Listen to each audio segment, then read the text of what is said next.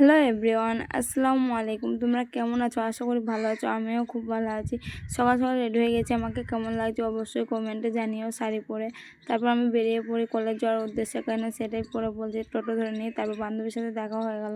তারপর অপেক্ষা করছিলাম আর আরেকটা বান্ধবীর জন্য, দেখি সেও চলে এসেছে। তারপর আমরা তিন বান্ধবী মিলে একই টোটো করে চলে যাই খুজিপুরা কলেজে। আর এখানে দেখি আমার বাকি বান্ধবীরা চলে এসেছে। আর আমাদের এখানে একই শাড়িতে কেমন লাগছে অবশ্যই কমেন্টে জানিও। তারপর ছোটো বোনেরা স্যার ম্যামদের বরণ করে নিল, তার সঙ্গে আমাদের আজ ফেয়ারওয়েল ছিল, কিন্তু আনন্দও হচ্ছিলো। এখানে আমাদের কিছু মেমোরি শেয়ার করছিল, আর এখানে নাচ ছিল, অনেকজনের বক্তব্য দিয়েছে। তারপর এখানে চলে এলো সেই মুহূর্তটা, কি আর বলবো, অনেক কষ্ট, আবার দুঃখ, আবার আনন্দও হচ্ছিল। 3টে বছর কীভাবে যে কেটে গেল স্যার ম্যামদের সাথে। স্যার ম্যামরা খুবই ভালো, আমাদের কলেজের স্যার ম্যামরা। তারপর অনুষ্ঠান শেষ করে আমরা চলে এলাম খাওয়া দাওয়া করতে।